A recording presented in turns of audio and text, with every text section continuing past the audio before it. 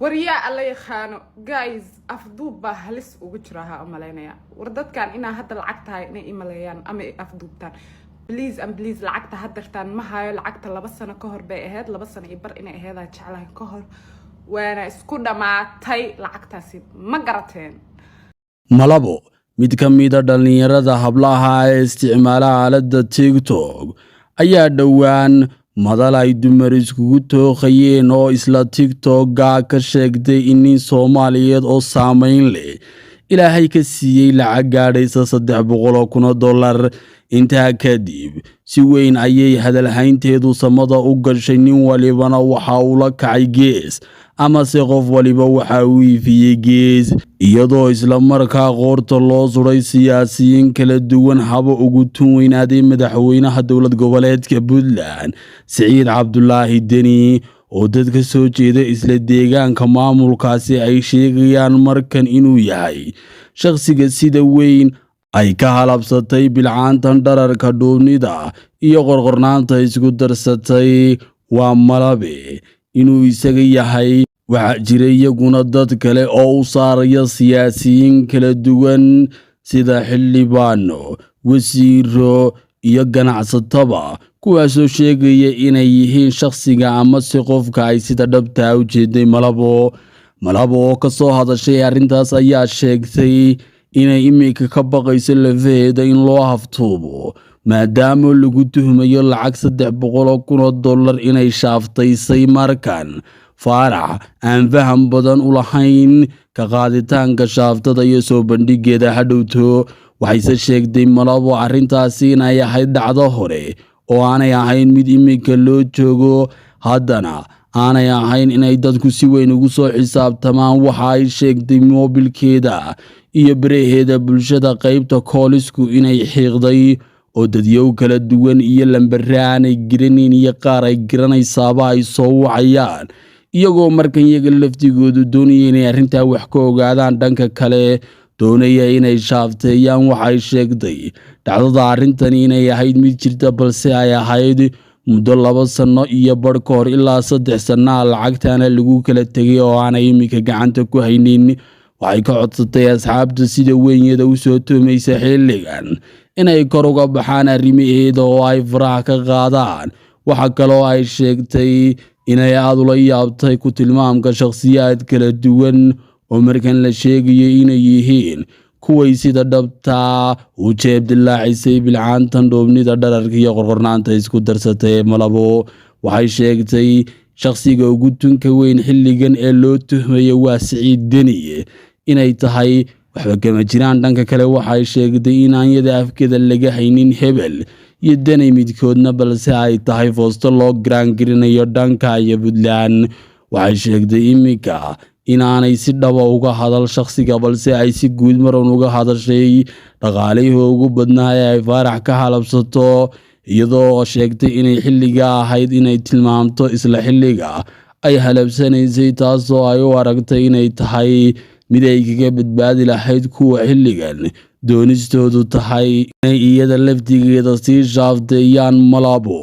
waxay sheegtay in lacagta baahiyo kala duwan oo qoyseed oo ay lahayd ay ku gufaysay xilliga deegaankoodana ay ka qotay ceelbiyood taasoo ahayd jaanis weyn oo xilliga iyada deegaan ahaanteeda si weyn loogu ammaanay waxaanay sheegtay markii ay ku laabatay deegaanka ay ka soo jeedo in loo maamusay si sare oo ay keliya arki jirtay in loo soo dhoweeyo ragga saameynta leh amase ninka deegaanka ka maqnaa ee ku soo laabanaya oo dadka deegaanku si weyn u tuhmi jireen markana ay ahayd markii koowaad ee gabadh sidaa loo tuhmo lacagtaana ay ku bedelatay caawinta deegaankeeda iyo daboolista baahida qoyseed ee reerkeeda dhanka kale waxay meesha ka saartay tuhum kasta oo markan farta ku ibinaya Siciid Cabdulaahi Deni madaxweynaha maamulka Puntland oo ay sheegtay arrimahaas lagu eedeynayo xilligeliga in isaga uu yahay qofka ay sida dhabta uga halabsatay $300,000 oo ay qaar ka mid ah shacabka ka soo jeeda maamulkaas oo si weyn aragti aan xilligan uga soo horjeeda hogaamiyaha maamulkaas ee Deni ay u arkayaan gaar ahaan in kooban oo ku jirta miidhiyaha ugu horeeyo nin magaciisa la yidhaahda yacquub in markan uu ku iifiyo tooshka uu sheegay cashuurtii ummadda reer puntland in lagu cumaamaday gabadh dhalinyara oo magaceeda la yidhaahdo malabo taasoo isku dhaafisay halka iyo laabta halka ummadda reer puntland oo ahayd kuwa lahaa cashuurta mudnaana in dib loogu celiyo cashuurtooda ay gacan midhan ka taagan yihiin markan doonistooduna ay tahay sidii ay ku heli lahaayeen xaqooda balse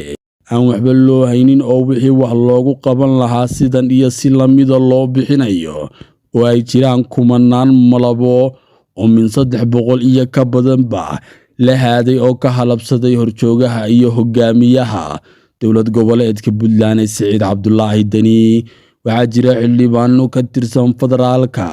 Soomaaliya oo iyagana si guud loogu sheegay inay yihiin shakhsiyaadka ama qofka markan loo tuhmayo malabase waxay meesha ka saartay tuhun kasta oo sheegaya hebel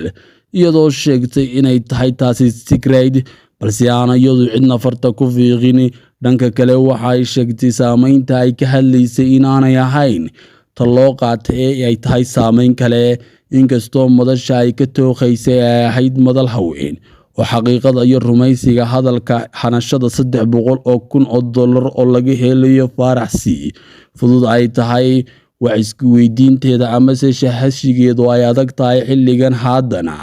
malaba waxa ay mar kale ku celisay lacagtaasi inay ahayd mid jirta balse aanay ahayn xilligeedina laga soo gudbay iyadoo sheegtay cid kasta oo warka daba joogta inay markan faraha ka qaado dhanka kale tuunka faraha badanyada laga daayo oo ay hadda soo waajahday cabsi aad u fara badan oo la xidhiidhaba bal in markan la abtuubto ay ka baqdayba waryaa alla yaqaano guys afduub baa halis ugu jiraha umaleynaya war dadkan inaa hadda lacag tahay inay imaleeyaan ama afduubtaan please and please lacagta haddartaan ma hayo lacagta 2 sano ka hor bay ahayd 2 sano iyo bar inay ahayd jeclahay ka hor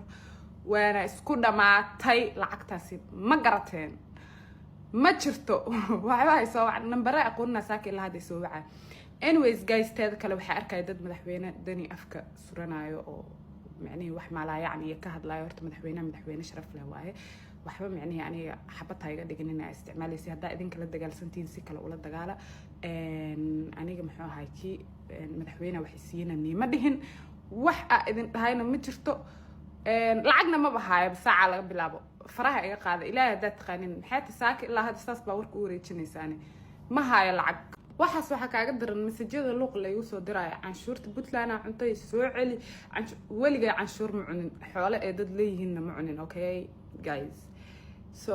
please and please waxyaalaha soo qoraysan iga kala daaya canshuurtiina ma cunina madaxweynihiina waxba kama qaadan waligay allahay عيب عليك مركا مدحوينانا هذا لو فوق هذا ما قان ددان حشونين waa horta dadkaasiti oo waxaas sheegayo ciyaar suuqinta ah so waa ka saacna inta saniyada wadaagaya das enough lacagtisna 2 sano ka hor ahayd wayna dhamaatay qofka laga keenay idinku waxba idinka ma galin ana lacagta ugu badan oo nin waxay ahayd markii la isku dardaro oo hal qof hal nin ka qaaday 300,000 dollar guri oo dabaq ah ku dhisan kartabe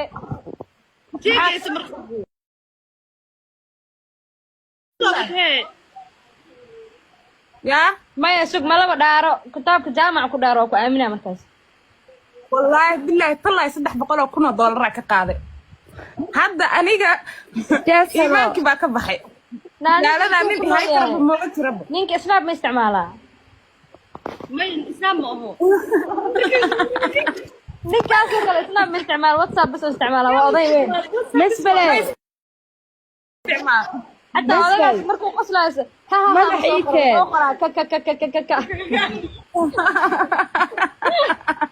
فيري العكس صيبه هيا ادوارد هاي دمشق هياكو برتو واجي فطده لهد العكس horta qaadatay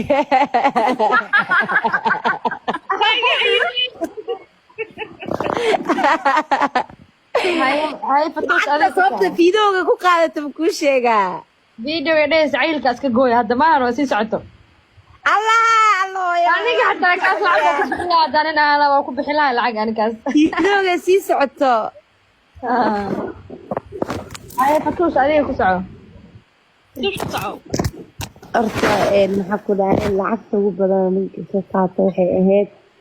lacag waxa ugu qaalisanaa ka qaato waxay ahayd lacag wax ka qaalisanaa jirta moogtahay haye waxa ugu qaalisanaa ka qaato waxay ahayd inaa qalbigiisa ka xado naga tag adiga fakhiir hataa naga aamus xamdi ku soco haye sugde ani lacagta waxaa ka qaalisan lacagaa lagu weydiiyey adiga haye nolosheeda lacagta waxa ka qaalisan jaceelka ma fahmaysaa jaceyl baan qaatay teeda kaleetana waxaa la isiiyo waxaana weliga ilaawin lacagta ka qaalisan lacag waa ilaaweysaa laakiin waxaan weliga ilaawin baa la isiiyey maxaa lagu siiyey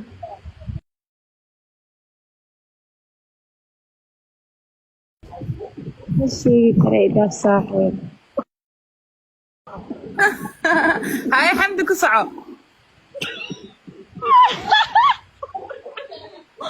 manooli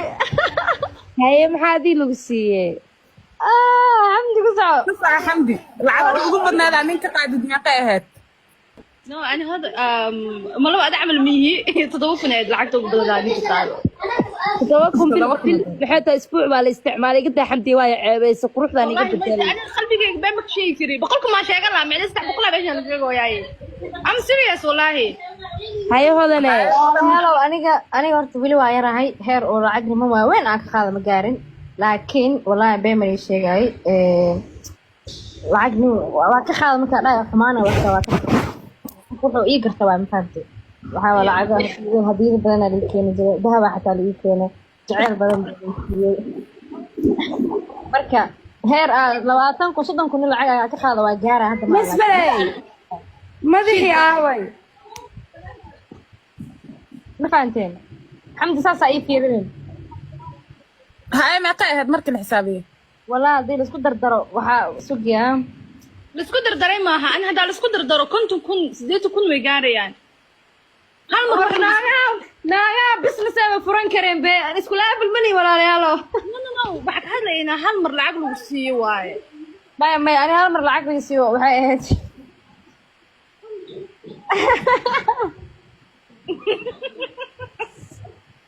lacagta ugu badneed walaa hooyaday ay siisay waxayna i siisay macaldaa 1,000 iyo 4 boqol nin lacag badan ima siinanin nin lacag ma haye waaye AFC da